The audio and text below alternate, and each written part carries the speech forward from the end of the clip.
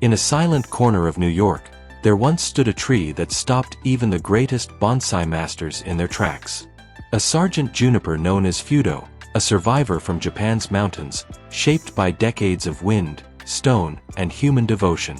Today, the pot is empty. Only the memory remains.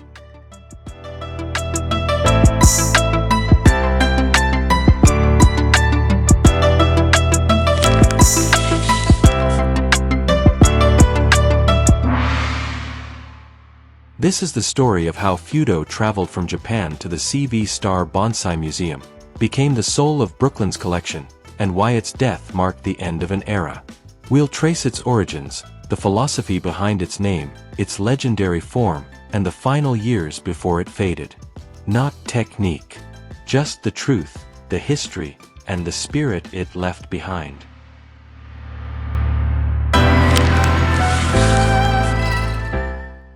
If you're drawn to stories of legendary bonsai, trees shaped by time, carried through generations, stay with me. Fudo's story deserves to be remembered, and you're part of the ones keeping it alive.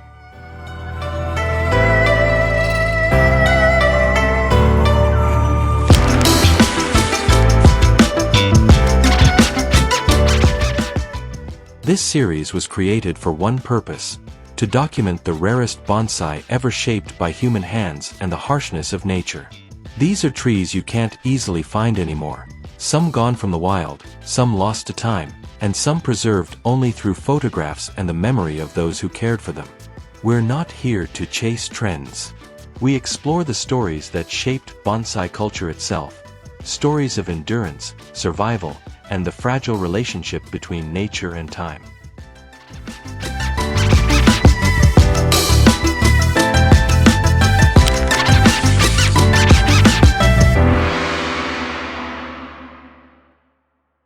Among all the legendary trees we'll explore, few have carried the weight of history the way Fudo did. A Sargent juniper unlike any other, once the centerpiece of the CV Star Bonsai Museum at Brooklyn Botanic Garden. Its form was dramatic, its presence commanding. For decades, Fudo stood as one of America's most respected bonsai, attracting artists, scholars, and visitors who wanted to witness a living masterpiece. But like many ancient junipers collected in the early 1900s, time eventually claimed it. Today, Fudo lives only in archives, photographs, and the memories of those who saw it before it faded.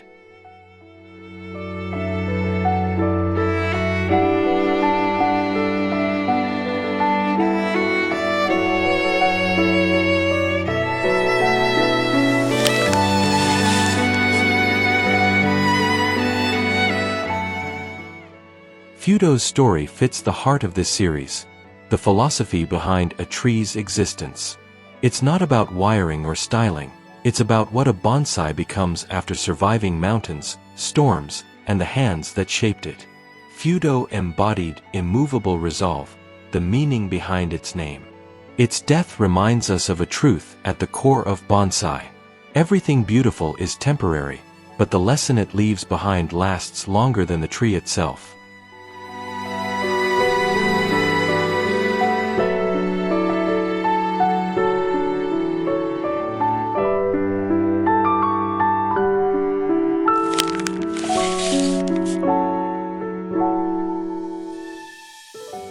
Before we follow Fudo's journey, we need to understand the place that became its final home. The CV Star Bonsai Museum at the Brooklyn Botanic Garden. Founded as part of one of America's oldest botanical institutions, this museum has become a sanctuary for some of the most important bonsai in the country. Its collection began with Japanese masterpieces, trees brought across the Pacific during a time when bonsai was still a rare and unfamiliar art form in the West. Over decades, the museum grew into a living archive. A place where centuries-old pines, junipers, maples, and tropical species stand quietly under the New York sky, each one carrying the legacy of the artists who shaped them.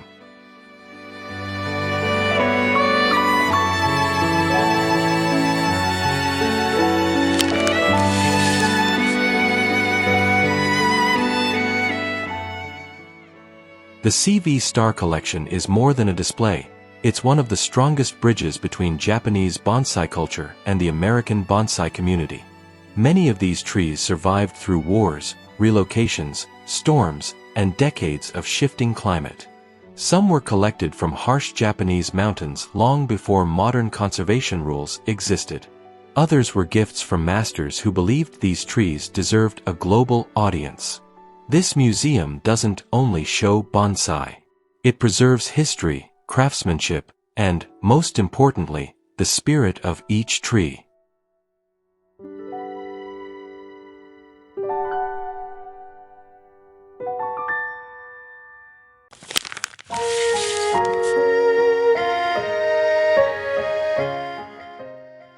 And among all the trees that passed through this museum, one stood out. Not because it was the tallest or the oldest, but because its presence carried something deeper. Fudo, a sergeant juniper whose dramatic curves and ancient bark became the symbol of the entire collection. For years, visitors walked into the museum and stopped in front of it without knowing why. Some trees impress you, but a few, very few, make you feel something. That's why Fudo became the soul of Brooklyn's Bonsai Museum.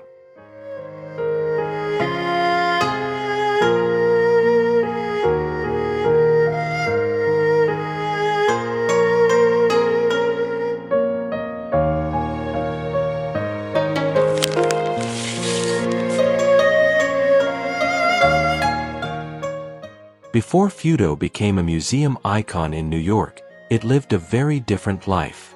Far from crowds, far from hands, far from anything human.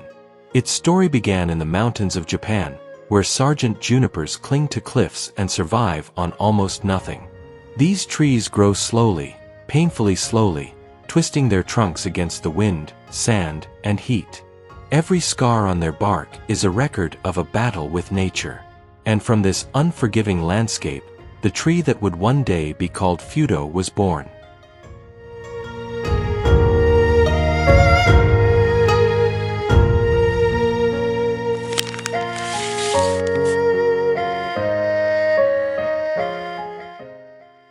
No one knows the exact moment when a bonsai master first discovered the young juniper.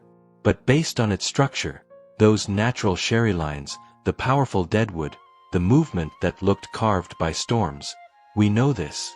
Fudo began as a true Yamadori, collected in an era when Japan still allowed skilled masters to gather mountain trees with care and permission. Shaped with patience, not ambition. Refined over decades, not seasons. Every branch was a quiet negotiation between human intention and the tree's original will. The result was unmistakable. A juniper with presence, a tree that already felt ancient, even when it was still young in the art.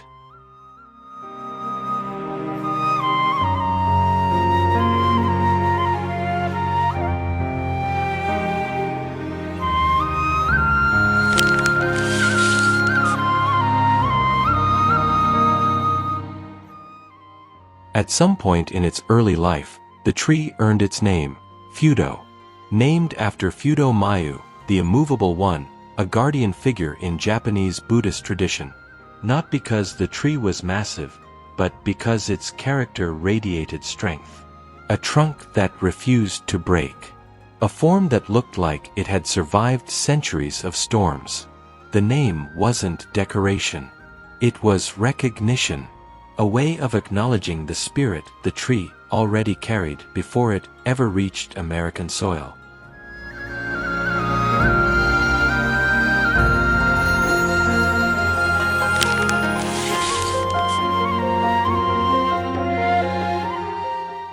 Fudo's story took a dramatic turn when it left Japan, something only a handful of old bonsai ever achieved. Export regulations were strict, age verification was complicated, and cultural resistance was strong. Trees like Fudo were considered national heritage, not commercial objects. Yet through a rare window of opportunity in the late 1970s, Fudo was legally transferred out of Japan, documented as a mature Japanese black pine with confirmed decades of development under traditional training. When it arrived in the United States, Fudo wasn't just cargo, it was a cultural artifact. A living sculpture that carried the weight of its masters, its soil, its mountain origins, and its philosophy.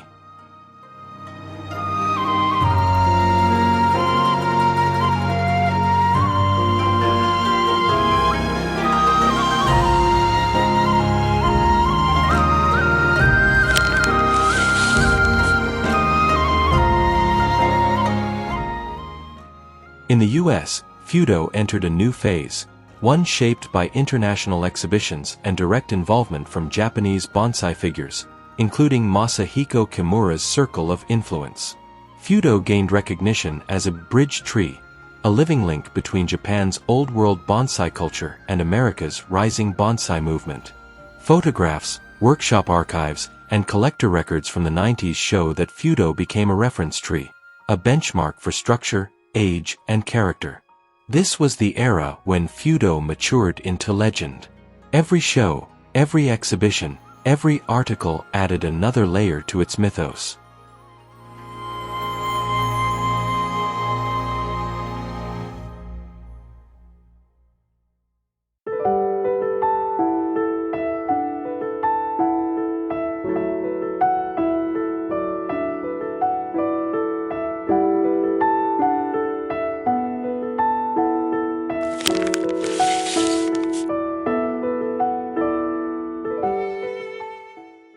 For nearly 2 decades, Fudo was present in major shows, private exhibitions, and advanced study groups.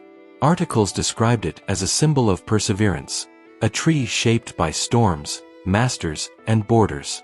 Collectors considered it one of the most culturally significant Japanese pines on American soil. The American bonsai audience saw Fudo as proof that bonsai wasn't just a hobby, it was lineage, memory, and living history.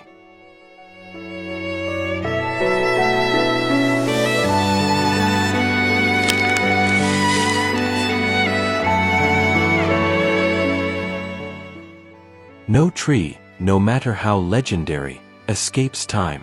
By the early 2020s, documentation shows that Fudo began suffering from root decline, likely the accumulated stress of decades of repotting, shipping, environmental shifts, and age.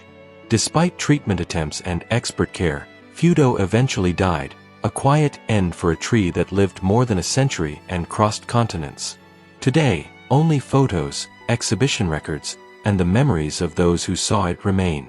Its death didn't erase its legacy, it amplified it. Because the story of Fudo is no longer just about a bonsai. It's about impermanence, devotion, and the price of carrying history across borders.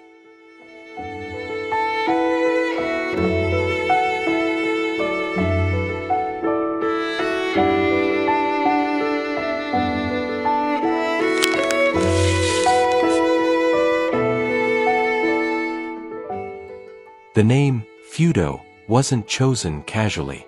In Japanese culture, Fudo Myo represents the immovable one, the guardian who stands firm against chaos. Naming a bonsai, Fudo, carries weight. It signifies a tree that embodies endurance, stability, and a will that refuses to break. Fudo lived up to that name. Storms, repotting cycles, transport risks, ownership changes, yet it kept its identity. Even after its death, the name still echoes the idea of something that survives beyond physical form.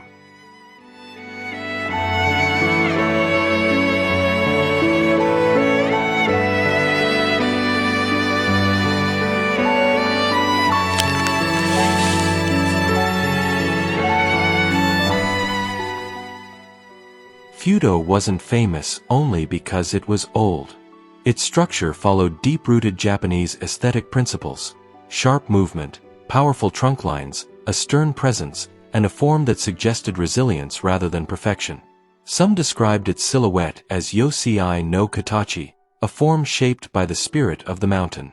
Others saw echoes of old pines clinging to cliffs in Niigata or the harsh coasts of Kyushu. This was not a pretty tree. It was a tree with authority. A design that commands respect without needing refinement or ornaments.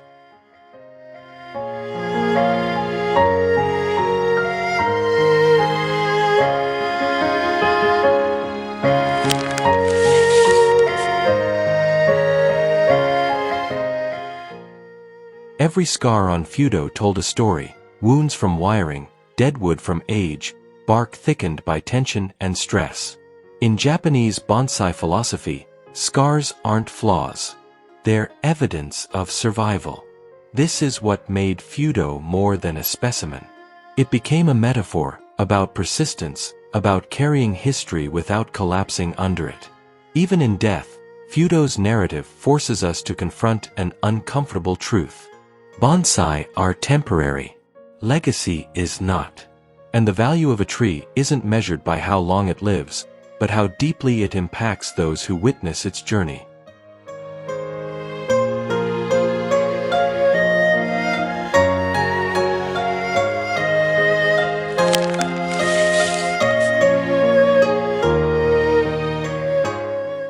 Fudo wasn't just a tree. It was a bridge, linking Japanese mountain traditions with the emerging bonsai culture in America. When it arrived in New York, it carried with it the aesthetics, discipline, and philosophy of generations of Japanese masters. For decades, visitors who had never stepped foot in Japan stood in front of Fudo and unknowingly absorbed its cultural weight. A single tree became a vessel, translating an entire worldview across continents.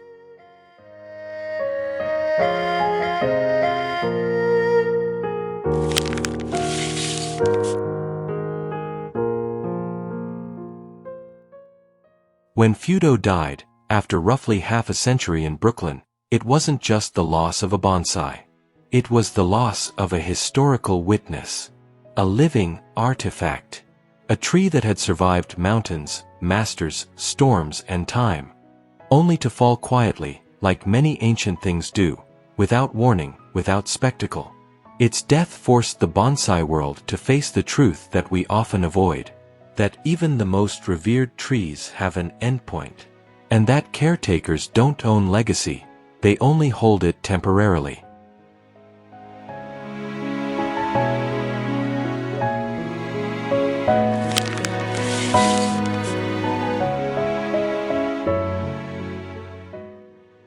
Even without the physical tree, Fudo still shapes how people see bonsai. It teaches that age alone doesn't make something valuable. Story does. That scars aren't weaknesses, history is strength. That greatness in bonsai isn't about perfection, it's about presence. For artists, Fudo is a reminder to create honestly. For collectors, it is a lesson in humility. For the public, it stands as proof that bonsai is not decoration. It is memory, philosophy, and time, compacted into living form. And for museums around the world, Fudo is the benchmark. A tree that shows what happens when nature, culture, and human patience intersect in a single life.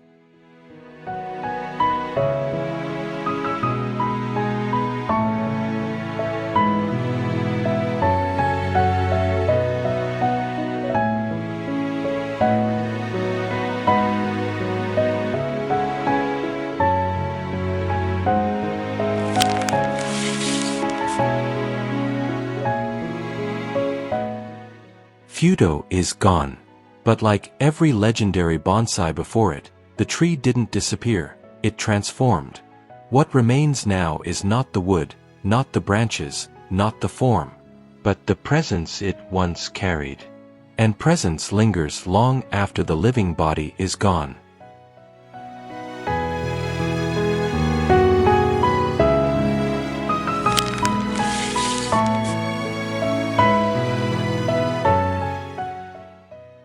Fudo reminds us that bonsai is not about preserving life forever.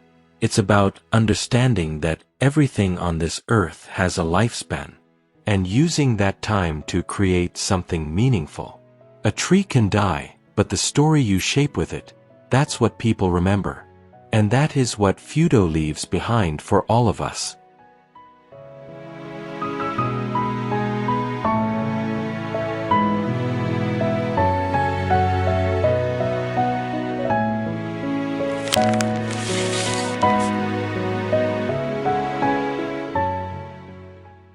If this story moved you, share it. Keep the memory of Fudo alive by letting more people know what this tree once stood for. And if you want to keep exploring rare, lost, and legendary bonsai, you're already in the right place. This is Ethereal Bonsai, where every tree has a soul, and every soul has a story.